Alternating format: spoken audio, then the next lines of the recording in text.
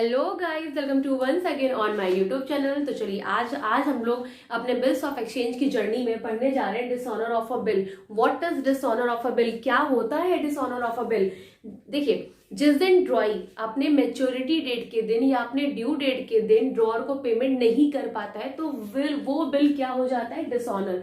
Dishonour का मतलब होता है कि ड्यू डेट के दिन अगर बिल का पेमेंट नहीं हुआ तो बिल क्या हो गया, डिसऑनर हो गया।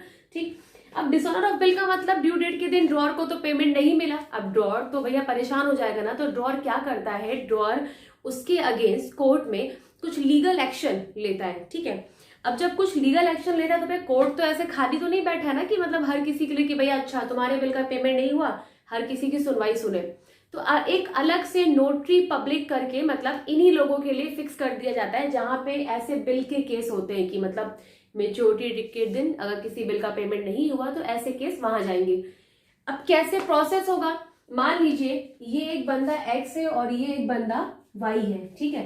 एक्स को 3 महीने बाद क्या मिलना था, अपने बिल का पेमेंट मिलना था। ठीक। बट बिल का पेमेंट नहीं मिला तो बिल क्या हो गया, बिकम डिसऑनर। ठीक। अब सीन क्या है, अब भैया एक्स कैसे प्रूफ करेगा कि वाई ने बिल का डिसऑनर किया है। तो एक्स क्या करेगा, एक्स कोर्ट जाएगा। ठीक है। वहां पे नोटरी पब्लिक के पास अपना बिल दिखाएगा और उन्हें प्रूफ कराएगा कि उसका जो बिल्स ऑफ एक्सचेंज है, वो एक वैलिड डॉक्यूमेंट है वाई के अगेंस्ट। मतलब प्रॉपर ड्रॉअर ड्रॉई का रिलेशनशिप था, प्रॉपर एक मतलब स्टैम्प पेपर था। इसमें ये दो पार्टी ड्रॉअर ड्रॉई के रिलेशनशिप में थे, जिसमें वाई 3 महीने बाद इनको आके पेमेंट करने वाला था पर नहीं किया। जैसे ही एक्स इन सारी चीजों को बता के वो अपने बिल को वैलिड प्रूफ करवा लेगा कि हाँ सच में भैया बिल का डिसऑनर हुआ है, तो उस केस में क्या होता है, यहाँ पे अब इसके अगेंस्ट एक्शन ले लिया जाता है। लेकिन फ्री में तो एक्शन लिया नहीं जाएगा, ये भी बोलेगा भैया कुछ ना कुछ तो फीस दो। तो एक्स बिल डिसऑनर होने पर वाई के अगेंस्ट जब केस फाइल करता है तो उसके लिए जो फीस पे करता है that is called noting charge. क्या बोलते हैं उसको, that is called noting charge. तो अभी तो एक्स भैया वाई के अगेंस्ट ताकि ये केस फाइल हो जाए, अभी तो ये नोटिंग चार्ज पे कर देते हैं। जो भी फीस पे करते हैं एक्शन को लेने के लिए उसे एक्स की तरफ से नोटिंग चार्ज कहा जाता है, जो कि नोटरी पब्लिक को दिया जाता है। ठीक है। अब बाद में जब वाई के ऊपर बोला जाएगा तो वाई ने कहा ठीक है एक्स क्या जरूरत थी यार, ठीक है चलो नया बिल को रिन्यू करो, नया बिल लिखते हैं, बिल ड्रॉ करो, अब मैं तुम्हें इस बिल का पेमेंट कर दूंगा। तो एक्स तो बोलेगा ना कि भैया मैंने जो नोटिंग चार्ज पे किया है तुम्हारे वजह से मुझे इतना खर्चा और करना पड़ गया। तो वाई की रिस्पॉन्सिबिलिटी क्या है कि जो बिल का पेमेंट करना था वो तो देना ही देना है, प्लस ये नोटिंग चार्ज भी देना है, प्लस अगर ये कहता है कि भाई कुछ समय और रुक जाओ तो इसे इंटरेस्ट भी देना पड़ेगा। ठीक है। तो ये थी हमारी सारी मतलब इसमें की कहानी। तो चलिए आप पढ़ते हैं dishonour of bill practically journal entry के फॉर्म में कैसे क्या होगा, आइए देखिए। हम लोग चलिए दो पार्टी को लेके चलते हैं, एक्स और एक पार्टी हमारी कौन है, वाई। एक्स हमारा कौन है, ड्रॉअर है। ठीक है। और वाई हमारा कौन है, ड्रॉई। ड्रॉई मीन्स ये हमारा परचेजर है। तो अगर मैं एक क्वेश्चन फ्रेम करूं अपने मन से, मैंने कहा सपोज करिए 1 अप्रैल को एक्स ने वाई को गुड्स सोल्ड किया 5000 का।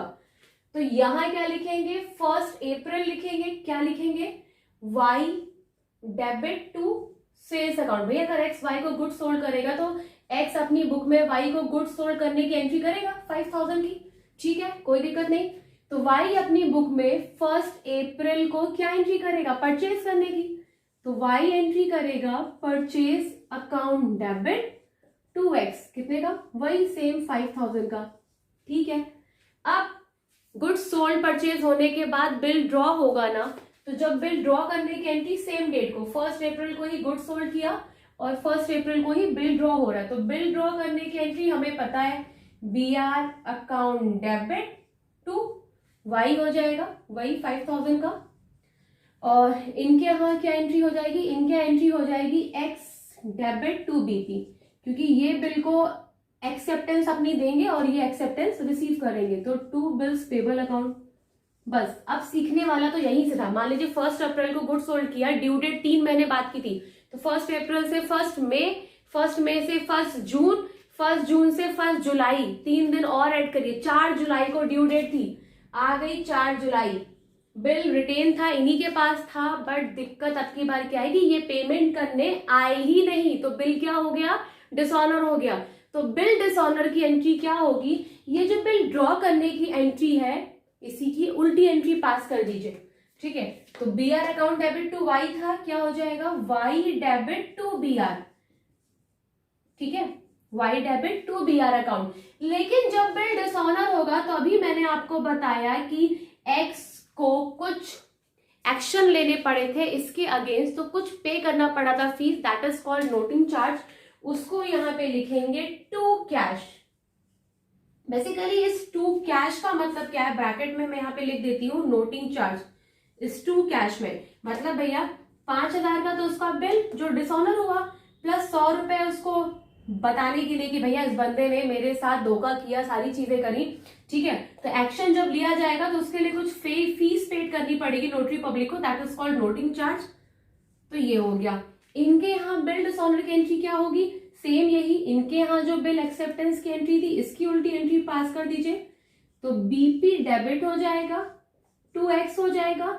लेकिन देखिए जो इनके लिए टू कैश, क्योंकि इनका तो खर्चा था नहीं, इनके वजह से हुआ, इसीलिए इनका टू कैश है, ये इसकी रिकवरी किससे करेंगे, इनसे।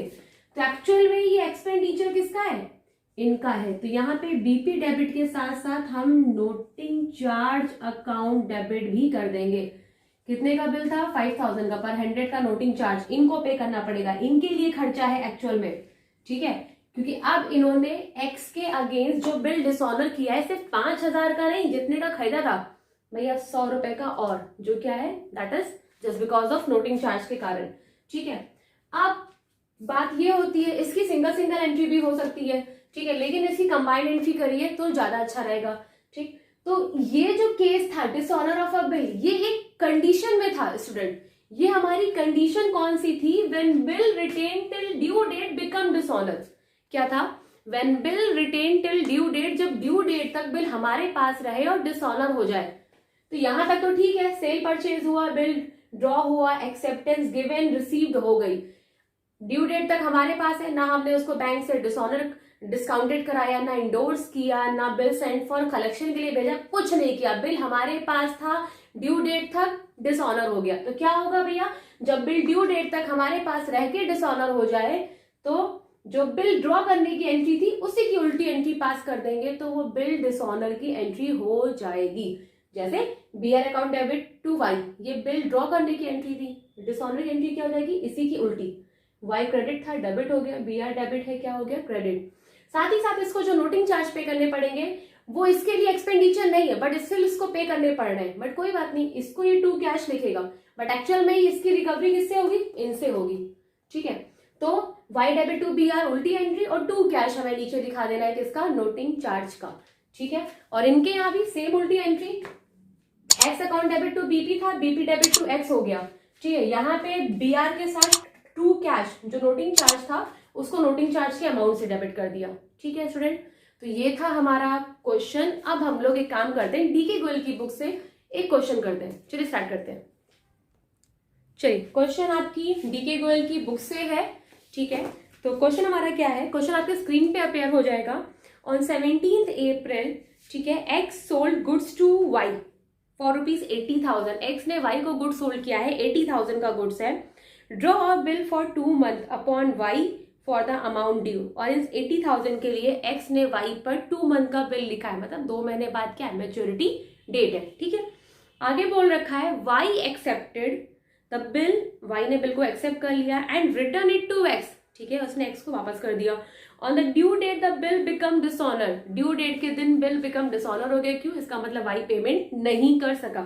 ठीक है, and X paid 400 as noting charge. तो जाहिर सी बात है भैया, एक्स को लीगल एक्शन लेने पड़ेंगे, जिसके लिए उसको नोटरी पब्लिक को कोर्ट में जाके क्या पे करना पड़ेगा, अपनी सुनवाई के लिए कुछ चार्जेस पे करने पड़ेंगे, that is called noting charge.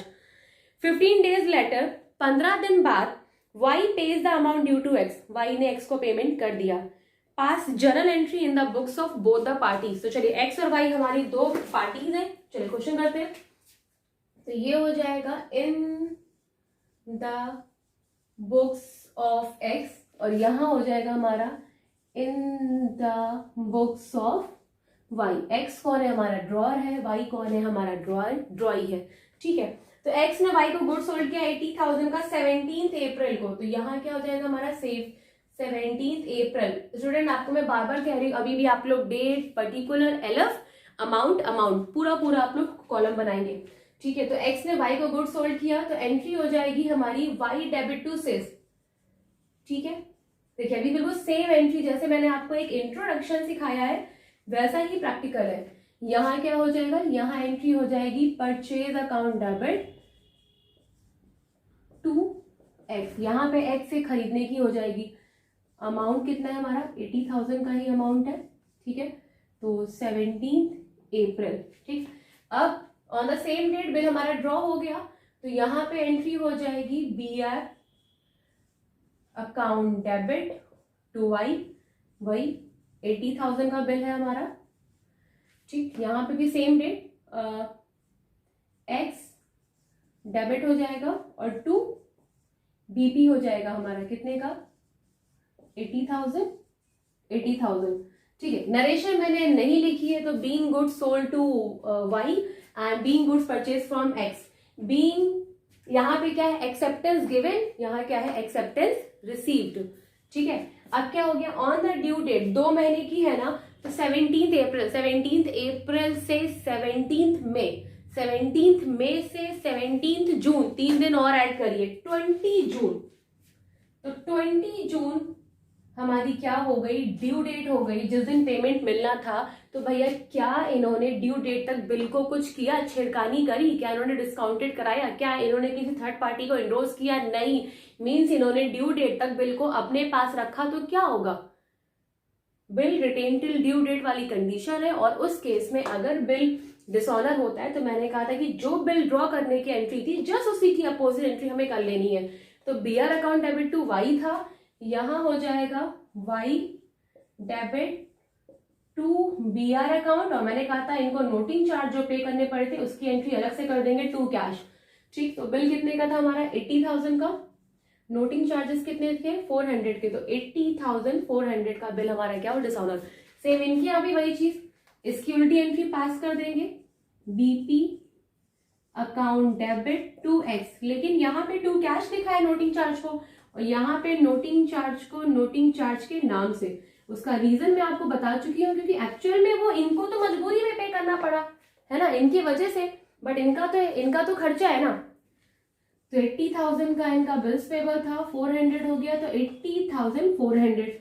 फिर इसी के 15 दिन बाद वाई ने आके इनको पेमेंट कर दिया, बट बिल कैंसिल हो चुका है। अब ये लोग ड्रॉई के रिलेशनशिप में नहीं है, अब बिल वाला स्टेटमेंट खत्म हो चुका है। अब ये सिंपली आके इनको ये पेमेंट कर दे रहे हैं। 15 दिन अगर हम लोग इसमें ऐड करेंगे तो जून हमारा 30 का होता है, 10 ऐड किया तो कितना हो गया? जून खत्म हो गया, 5 दिन और, तो 5 जुलाई। तो 5 जुलाई को क्या हो रहा है? सिंपली ये आके इनको पेमेंट कर दे रहे हैं, तो ये एंट्री करेंगे कैश या bank account debit to Y. अब बी आर नहीं आएगा, क्यों? क्योंकि बी आर एक बार डेबिट था, डिसऑनर के केस में कैंसिल हो गया। ठीक है, कितना पेमेंट करेंगे? वही 80,400 का। ये 400 रुपए इनको इनकी वजह से देने पड़ते ना, तो इन्हीं से तो रिकवरी होगी। इनके यहाँ पेमेंट हो जाएगी 5 जुलाई को एंट्री, एक्स डेबिट हो जाएगा और टू कैश की एंट्री हो जाएगी कितना?